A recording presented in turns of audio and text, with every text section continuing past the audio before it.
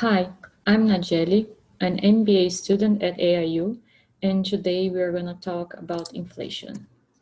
According to FARN, policymakers are concerned with the economic macro goals such as maintaining stable price, full employment, and a sustainable rate of economic growth over time. The inflation objective is to measure the overall impact of price changes in a diversified set of products and services. In a nutshell, inflation is the increase in price of goods and services in the economy over time. It can be related to increase in demand, or it can be related to price because the cost to make the goods increased.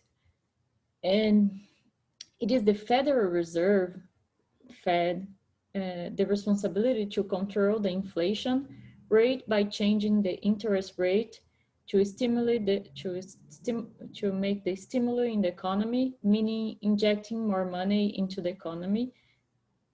It can make by buying short-term bonds such as treasuries to make more money circulating, facilitating loans and decreasing the interest rates for banks, or using another approach. The concern is always on how much the economy can be stimulated without increasing the inflation. The case What Role for Inflation on page 385, 87 from our textbooks brings the Federal Reserve concerns about the US slowly economic growth in the spring and summer of 2012, and if more stimulus would be enough to bring down the unemployment rate, or if this short-run solution would affect in the long run. Some critics of the Fed argued that low interest rates earlier in the decade had actually fueled the credit and housing price bubbles and led to the financial crisis in 2008. Also, a decrease in consumer confidence because of the increasing in price could also impact the real GDP. People tend to spend less when prices increase and even has less disposable income.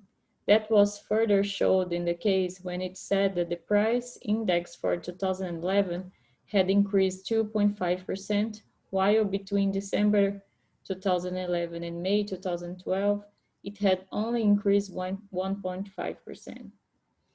The Federal Open Market Committee, FOMC, released a statement indicating that in the long run, normal rate of unemployment would be between 5.2% and 6%, and that 2% of annual inflation would be consistent with the long run. The aggregate demand curve gives the total amount of real goods and service, the real GDP, that will be demanded by all sectors of the economy, household, business, government, and foreign, at different price levels. Looking at the graphs, you can see that when interest rates decrease, the consumption in goods increase. People has more disposable income and tend to buy more expensive items such as cars, house, or even invest money in the stock market, for example.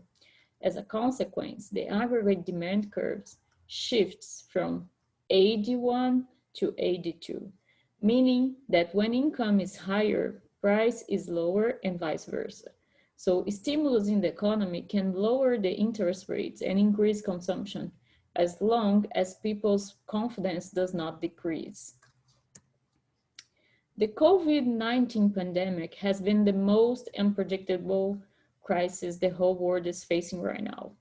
Every single country has its own singularity when it comes to mitigate its impacts on people's lives and, most importantly, on the country's economy.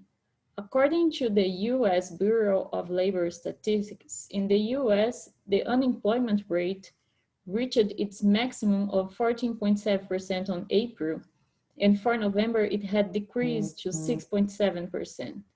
The decrease reflected the efforts to return business activities and the possible vaccine release, but could also be related to people giving up looking for jobs, that it's 2.2 million higher than it was on February this year.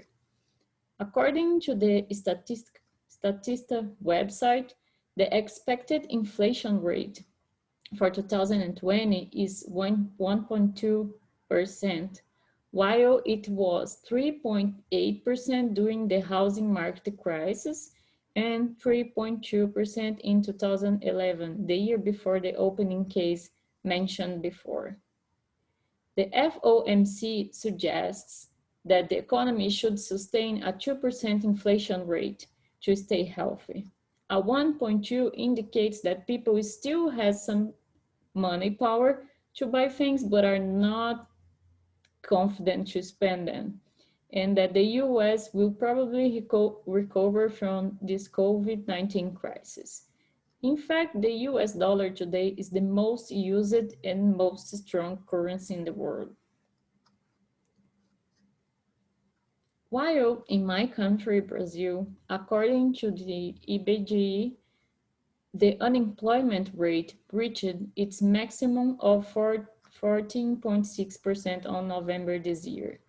There, the unemployment rate only increased during the pandemic crisis. Also, the central bank stipulated that the inflation rate should be around 4% for 2020, while for November it already reached 4.31%. The government has stimulated the economy by lowering the interest rates to allow people to buy more interest-related goods. But people are not confident to invest because prices are higher, especially because the currency decreased a lot its value compared to the $2 during the pandemic. Also, people are not confident because of political questions and the unfolds of the COVID pandemic. In Brazil, interest rates are a thing. For example, my credit card APR, there is now around 149% a year. But last year, in November last year, it was almost 300%. While here in the US, it's around 17%. The high inflation rate in Brazil makes it more difficult for people and businesses to make decisions regarding investing money, because people don't know exactly how much money they will be worth it in the future. The article released by CNNBC in July explained why printing trillions of dollars may not cause inflation. The article stated that central banks around the world had injected money in the economy at a record pace to try to fight a global recession triggered by the coronavirus, especially here in the US. Also here, the government has allowed fiscal stimulus to boost the economy. There is a lot of disruptions to the supply side of the economy that is likely to be dominated by the huge hit of aggregate demand and future expectations regarding price that can make people spend more now, fearing the future, causing inflation. On top of that, the lockdown policies made consumers stay at home, spending less outside and making the price to decrease, affecting even more the big commodities, such as fuel oils. Many economists and policymakers expect wages to stay low and unemployment rates remain high. The diversification of the US economy could explain why the injection of money in the US economy will not cause inflation. In the past, this stimulus impacted a few goods in a large sum, but now, with this diversification, the money would be used to help more and more businesses and people. In fact, many say that higher prices for consumers and inflation is increasingly showing in other assets like the stock market and the housing market. Another risk of inflation is very related to the record high of government debt due to the stimulus checks. It increased the government's debt in a rapid pace this year, and people in fact used the money to pay basic expenses or make up for their losses, not necessarily to buy extra things. which kept prices stable, except for groceries, which is very related to people stay at home and cooking more, increasing the demand for groceries. To sum up, inflation has a lot to do with the demand and supply and has other factors that should be taken into consideration. People's confidence, future expectations, countries' debt, unemployment rate are some other variables that can influence a country's inflation. In Brazil, you can add political issues to the equation because they have a lot of influence. The coronavirus pandemic has changed the economy, changed the way people live, work, spend, and will probably be the new normal.